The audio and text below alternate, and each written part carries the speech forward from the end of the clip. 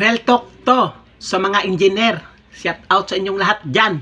Ito, makinig ka ng maayos, ng maigi sa akin. O ito, ikaw engineer. Bakit? Ha? Alam mo bang yung ginagawa mo, gagawin mo sa pagka-engineer? Plano ka ng plano.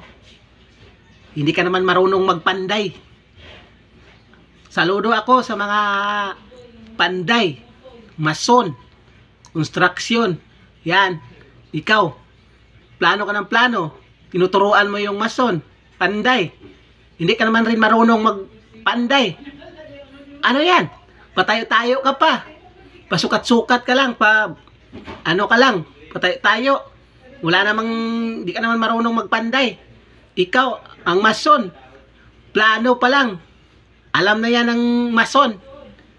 Ikaw, puro ka lang plano.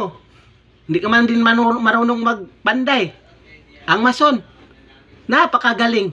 Oh, mga construction, ano, totoo ba yung sinasabi ko? Huwag lang po kayo magalit sa akin mga construction na kasi para to sa engineer yung sinasabi ko. Na totoo naman 'tong sinasabi ko na hindi siya marunong magpanday. Pero yung mason, plano pa lang ng engineer. Alam na ng ano yan, alam na ng mason yan. Kahit magpatayo pa yan ng malaking building yung mason, kaya niya yan. Marunong magplano yung mason. Pero yung engineer,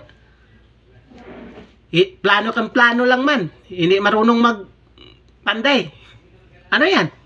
O, engineer ka nga, pero talo ka sa mason. Napakagaling yung mason. Sa totoo lang. Yung mason talaga ang panday. Kung wala yung panday, hindi yan mapatayo yung building. Sa totoo lang. O, ano, tama ba yung ano ko?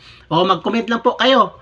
Kung totoo ba yun o tama ba yung sinasabi ko? O mali ba? O, mag-comment lang po kayo. Like at share na lang ninyo aking video. Kung makikita po ninyo. O, para to sa engineer. Real talk para sa kanya to. Di ba?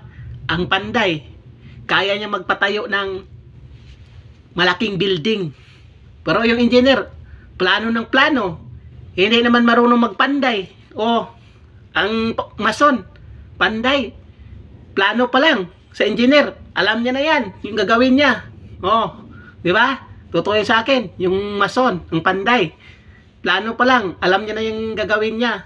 Pero yung engineer, plano lang plano. Wala namang binatbat sa mason. Napakagaling talaga yung mason. Saludo ako sa iyo, mason. Masunurin.